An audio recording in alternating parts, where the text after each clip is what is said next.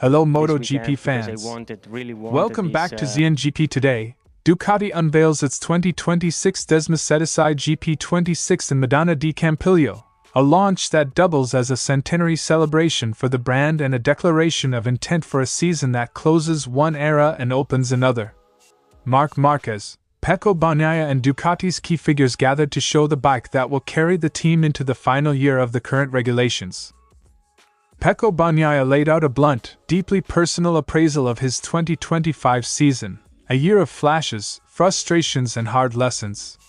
From the chaotic madhouse of slipstream battles to Ducati's dual development philosophy and the inner work of a champion, Bagnaia's interview is equal parts technical diagnosis and human confession. At the VR46 team presentation in Rome, director Alessio Salucci looked back on the factory year, explained how the squad handled its first season with Ducati hardware, and previewed a turbulent 2027 that he's quietly excited about. We break to explain where VR46 stands and what's coming next. Don't forget to click subscribe button and the bell icon for MotoGP news update.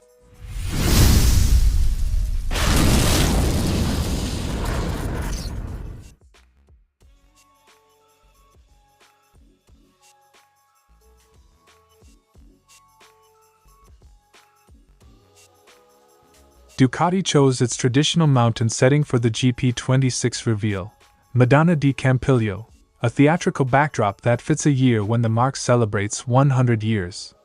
The presentation isn't just about aero or a shade of red, it's a milestone event that brings Ducati's racing family together, factory stars, satellite riders and factory management, to toast a golden year at the sports summit. The location, the faces and the timing underline Ducati's pride at the peak of its modern dominance. The centenary adds emotional weight to a launch that also functions as the start of a competitive defense of the title. On the sporting front, the story is simple and enormous. Marc Márquez arrives at the GP26 launch as a reigning champion with an unmistakable target: more history. Meanwhile, Pecco Bagnaia arrives determined to rediscover the form that previously made him a title contender. For both riders, the GP26 is not merely another bike, it's the platform for personal chapters, redemption for Pecco and another record to chase for Marquez. Legacy versus comeback, and the factory's duty to produce a machine capable of both. Among the technical and visual teasers, a small but telling detail stirred the most chatter: a retro-style white line treatment above the rear wheel. Ducati's social media teaser, a blurred silhouette of Marquez and Bagnaia against a red backdrop with two white lines, prompted Marquez's own wry remark and suggested a deliberate nod to past aesthetics. It's a visual callback to earlier Ducati eras and a reminder that design choices can be symbolic as well as functional. "Retro, isn't it?" quote Marc Márquez. That offhand line turned a styling cue into a talking point, tradition dressed up for a modern title defense. Technically, the GP26 will be significant in another way. It's the final Ducati built under the 1,000 cubic centimeters per Michelin rules before the 2027 reset to 850 cubic centimeters in Pirelli rubber. That regulatory handover casts the GP26 as both an apex and a swan song, the product of years of development that will be closed out while manufacturers pivot toward an uncertain new formula. It elevates the launch from a livery reveal to a closing statement for one generation of MotoGP machinery. The GP26 is therefore framed as Ducati's final expression of current know-how, a machine tasked with squeezing the last advantage from a familiar rulebook. Ducati's GP26 reveal combines ceremony, nostalgia and sport. A centenary backdrop, a small, retro design flourish and the promise of Marquez chasing further history made the launch about far more than paintwork. As the paddock moves towards stepping tests and the final evolution of the 1,000 cubic centimeters era, all eyes will be on whether the GP26 can deliver the pace and reliability Ducati needs, and whether those white lines will carry more than style, but the momentum toward another championship year. Bagnaia began with a candid accounting of the season. After years spent finishing first or second, 2025 felt alien. He described losing the steady rhythm that had defined his peak years and taking time off to reflect, but admitting that the competitor in him quickly wants to return and fix things. That honesty about responsibility is telling. He doesn't blame only bad luck. He recognizes missed windows and knows what change must look like. The key theme is acceptance, naming what went wrong so it can be repaired, and the tone is one of hungry realism rather than excuse. I came from 4 or 5 seasons finishing first or second. This year we couldn't find the balance to always be fast. Quote from Pecco Bagnaia. The sentence frames his winter work: rebuild consistency, tighten qualifying margins, and translate flashes into repeatable form. One of Bagnaia's most vivid observations was how often the grid's slipstreaming dynamics turned races into unpredictable, congested melees.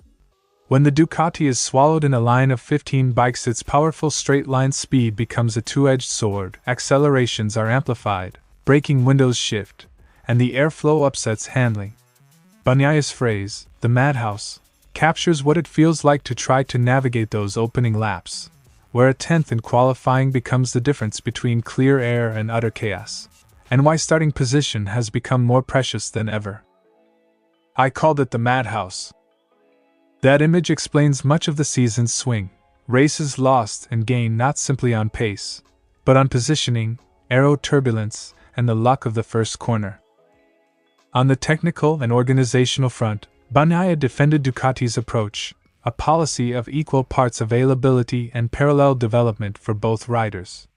He contrasted this with the Honda model, where, he says, development was bespoke to Marquez's style, arguing that Ducati's dual-path method preserves fairness and resilience across the garage. That stance matters because it shapes how upgrades are designed and who benefits. Bagnaia believes shared development makes the whole team stronger, while acknowledging that some manufacturers choose to center resources on a single star. Yes, you can tailor the bike's development to a specific rider. Marquez did it with Honda. The bike was made for him. The line is both technical critique and cultural observation.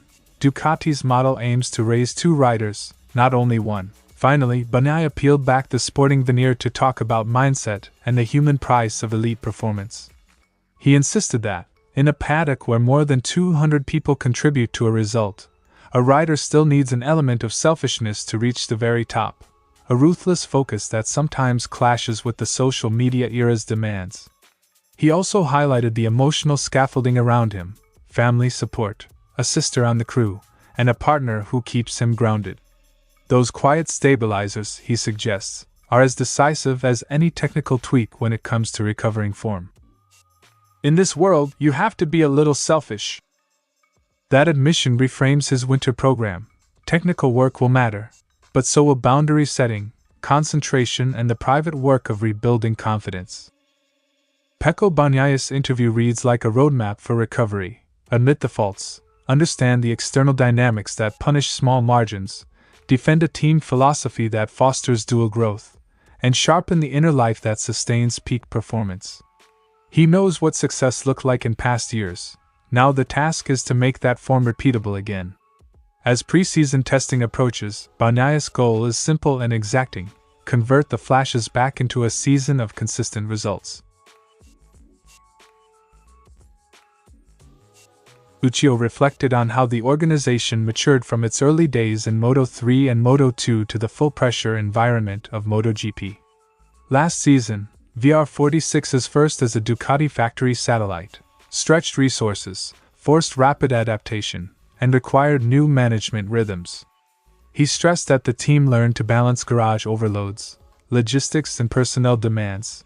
Surviving that first intense year has left the squad more experienced and better prepared to tackle the next phase. But Moto GP is tough.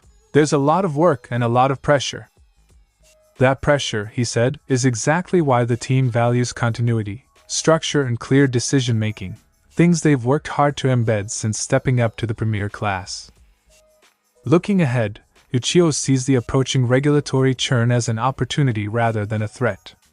With many contracts expiring and new rules on the horizon, he expects a hectic few months from April to July. But he's upbeat. For a team that has built steadily from the ground up, periods of change are where nimble, well-run operations can leap ahead of slower incumbents. I'm really looking forward to it because this period of change is a lot of fun. That optimism frames VR46's planning.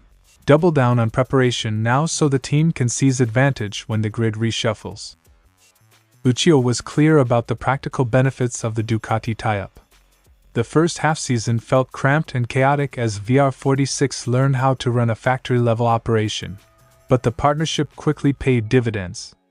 He praised Ducati's technical backing and said the resources and parts access gave the team a race-capable bike. When used correctly, that allowed them to score solid results and grow confidence mid-season. I want to reiterate my gratitude to Ducati, because they really give us everything. Reporter, that support, he insisted, is fundamental. It turned early overload into a functional, competitive package by season's end. Lucio addressed the paddock talk linking VR46 to Pedro Acosta. He confirmed there was genuine contact last year, a conversation sparked by Acosta's discomfort at KTM, but made clear there were contractual limits to any move. The exchange, he said, was a sensible, pourparlers. Teams listen when management knocks on the door, but VR46's immediate priority remains developing its current riders while keeping an ear open to future possibilities. We had an opportunity with Pedro in the middle of last year. In short, interest existed, dialogue happened, but the team's focus for now is on consolidating its own project. Lucio's message was steady and strategic. VR46 learned fast in a baptism by fire first factory year. They're grateful for Ducati's backing, and they view the coming regulatory shake-up as a moment to be embraced. With a mix of realism about the work involved and appetite for opportunity, VR46 aims to convert last season's lessons into sustained performance. And if the market moves, they'll be ready to listen. Thanks for watching ZNGP Today, and this is your Moto GP news update. And see you next time!